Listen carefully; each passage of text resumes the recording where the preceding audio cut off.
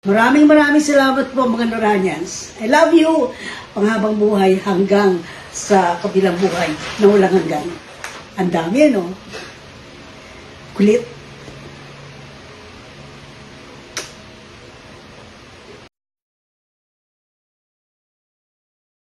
Isang malungkot na balita sa showbiz industry, isang icon at itinuturing na superstar sa industriya na si Miss Nora Aunor na mayapa na sa edad na 71 years old. Kaya naman ating balikan ang mga video clips na nasa mga social media sa kanyang mga naging huling proyekto sa showbiz sa mga huling sandali ng kanyang buhay, bilang selebrasyon na nagpapatunay na mahalaga ang naging ambag at napakabusilak ng puso ng nag-iisang superstar ng pelikulang Pilipino, Miss Nora Aunor.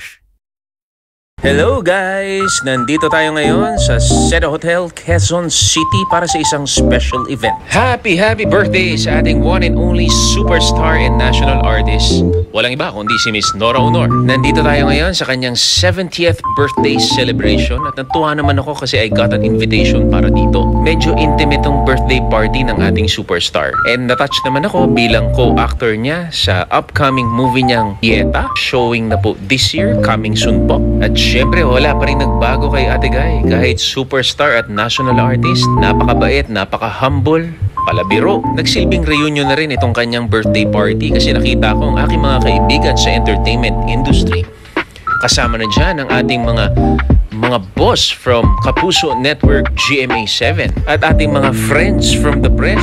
At syempre, it's nice to meet Ate Guy's family. At kitang-kita mo, pansin na pansin mo na talagang maraming nagmamahal kay Ate Guy. Isa na ako doon. Talagang mas nakilala ko si Ate Guy nung nagkasama kami sa pelikulang Pieta. Never kong in-expect that I would have the opportunity of a lifetime na makatrabaho si Miss Nora Aunor. Ngayon nakita ko sa mga nagbigay ng message na talaga ang lalim ng kanilang mga pinagsamahan. Nakita ko rin kung paano siya sa isang pamilya at doon ko nakita na talagang punong-puno ng pagmamahal ang isang Nora Aunor. Binigyan din nila ako mag-chance na makapagsalita. It was such an honor. Binahagi ko rin yung mga natutunan ko kay Ate Guy noong kami ay magkasama sa shooting. At ako, pangarap ko na marami pa kaming magawang projects together. Bumati rin yung iba nating mga kasamahan sa industriya. Mga veteran at award-winning actors. Meron ding mga nag-surprise sa kanya. Tumulo ang luha ni Ate Guy nung may nagregalo sa kanya ng isang litratong matagal na niyang hinahanap at paborito niyang litrato. Ito ang aking simpleng regalo para sa iyo. I love you. Happy birthday, Ate Guy. I wish you good health, good luck, more power to you, and more blessings to come. At alam ko, marami ka pang pangarap para sa ating sining at kultura. Tunay nga namang isa kang national artist at tunay kang superstar. Nag-iisa lang talaga ang Nora Aunor. Bye, guys! Stars na kawa, katabi ko si Miss Nora.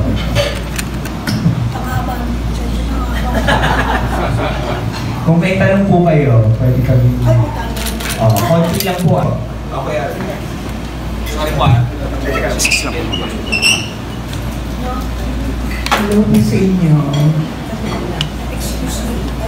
But throughout these years, ang nakita ko sa kanya, yung ngiti niya, dahil kahit na superstar na siya, hindi mo makikita sa kanya yung ere. She's still yung simple dadating siya sa set. She would greet everyone and walang diva effect na I'm Nora Aunor, you should like this or like that, ganyan. Kung meron man siyang gustong sabihin, kung meron man siyang hindi gusto sa nangyayari sa paligid, she will talk to you. Kayo lang, mag-isa one-on-one. Hindi siya yung tao na highly dramatic na I'm like this, ganyan. I deserve to be like this, ganyan. She's not like that. She's a very humble person. Wala yung eksena pinapagawa sa akin, nakuha ko ng tama.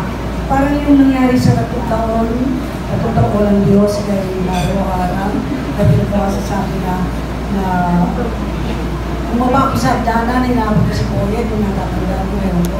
Tapos sinabi ko, sinungaling. Hinuhog na yun mula tayo sa bahay hanggang pagbaba ko ng hagdanan, hanggang umalis yung si Boyet. Tapos hinuhog ako. Hindi na kinatun talaga. Tapos, cut na. Iyak pa rin ako nang iyak. Si Boyet na nagpayo sa akin kung sabi namin natapos sa shooting. Napayak ko iyak. So si Mario gano'n. Tapos Naman, dito.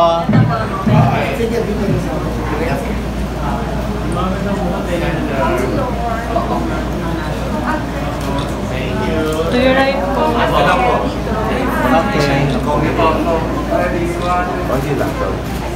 Okay. To your right.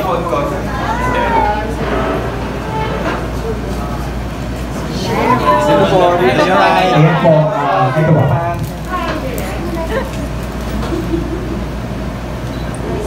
Okay. Here. Sa center daw po. Ang sitwasyon ni Ate Guy, so may advice po kasi sa kanya ang mga doktor po na kapag public gathering, pinalilimit po yung kanyang pagdalo dahil po dun sa kanyang kalagayan. So, in as much as syempre po gusto na kayo makasama, pero dahil po dun sa gano'ng sitwasyon, pag bumuti-buti po at binigyan siya ng clearance, baka po makapunta siya sa premiere. So, alam po namin sana dun sa mas mga importanteng event. Kasi nga po, pinipili lang po niya talagang sa ngayon. No, she is, pinag-uusapan po lang ng paano po siya kahit mag-send po siya sana or mag-promote via Facebook or ibang social media para po sa kanyang mga fans. salamat po sa lahat po ng mga Noranians at mga taong nanood po ng aming pelikulang Mananambal. Palabas pa rin po ang pelikula sa mga sinihan nationwide, kaya asahan ko po ang inyong mas malaking suporta po.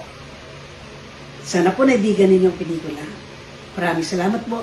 Katulad po ng dati, ang aking pagmamahal po sa lahat ng aking mga tagahanga, sa aking, na hindi na tagahanga ang aking pagtingin sa kanila, kundi pamilya na po. Maraming salamat po mga Noranians. I love you! Panghabang buhay hanggang sa kabilang buhay na walang hanggan. Ang dami, no? Kulit.